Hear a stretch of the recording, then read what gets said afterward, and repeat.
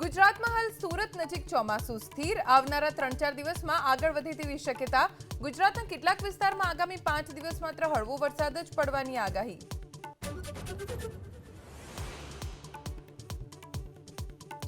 રાજકોટના શાપર વેરાવળમાં વરસેલા માત્ર 1 ઇંચ વરસાદમાં બ્રિજ નીચે ભરાયા પાણી ચોમાસાના પ્રથમ વરસાદમાં ગ્રામ્ય વિસ્તારમાં પ્રી મોન્સૂનની ખુલ્લી પોલ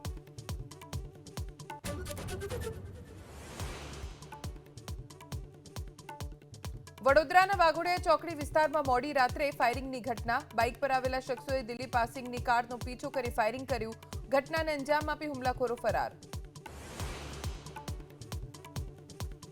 ગુજરાતમાં હાલ સુરત નજીક ચોમાસું સ્થિર આવનારા 3-4 દિવસમાં આગળ વધે તેવી શક્યતા ગુજરાતના કેટલાક વિસ્તારમાં આગામી 5 દિવસ માત્ર હળવો વરસાદ જ પડવાની આગાહી